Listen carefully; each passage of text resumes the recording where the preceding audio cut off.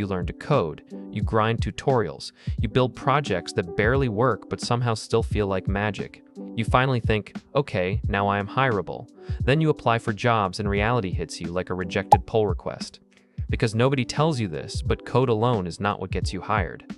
You can write clean functions, understand algorithms, and still get passed over. Not because you are bad, but because hiring is not just about code. It is about signals. Quiet, invisible skills that never show up in a tutorial title, but scream competence to anyone watching closely. First one, communication. Not motivational speaker energy. I mean explaining what you built without sounding like your brain is buffering. If you can describe a problem, explain your approach, and talk through trade-offs, you instantly feel senior, even if the code is simple. Most interviews are not testing brilliance. They are testing clarity. Can you think out loud without panicking? Can you admit when you do not know something without spiraling? People hire developers they feel safe working with, not walking documentation generators. Next is ownership.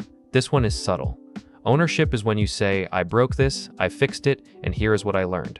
Not excuses, not blame, just responsibility. Companies love this because it saves them future headaches and long meetings. Junior developers think ownership comes later. It does not. It starts the moment you touch code. If you treat every bug like someone else's problem, people notice. If you treat it like your system, they notice that too. Then there is debugging. Real debugging. Not staring at the screen and hoping the error disappears. Being able to methodically narrow down a problem, form hypotheses, test them, and stay calm while everything is on fire is huge. Nobody expects you to know everything. They expect you to figure things out. A developer who can debug well is worth more than one who memorizes syntax but freezes when something breaks in production. Another hidden skill is reading other people's code without complaining. Legacy code, messy code, code written by someone who clearly hated life that week. If you can step into that and make sense of it, you are already ahead of most applicants. Hiring managers know real jobs are not greenfield playgrounds. They are haunted houses. If you show that you can navigate that without rage quitting, you look incredibly hireable. Time management matters more than people admit.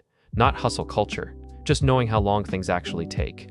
Communicating delays early, breaking work into chunks, finishing things instead of juggling 10 half-done features. A developer who delivers consistently will always beat a developer who promises brilliance someday. Reliability is underrated and quietly powerful. Then there is curiosity, not chasing every shiny framework, but asking why things work the way they do. Reading docs, digging one layer deeper than required. Curiosity compounds over time and turns average developers into scary competent ones. Teams love people who learn without being pushed. It reduces supervision. It builds trust. It shows you are not just clocking in, but actually engaged with the craft. Finally, humility. The ability to accept feedback without taking it personally. The ability to change your mind when presented with better ideas. The ability to say, you are right, let us do it that way. Nobody wants to argue with their coworkers over variable names. Humility makes collaboration smooth, and smooth teams move fast. So if you feel stuck, overlooked, or invisible, do not just write more code. Build these skills alongside it. They are not flashy, they do not trend, but they quietly turn you into someone companies want to keep around. And that is the real upgrade.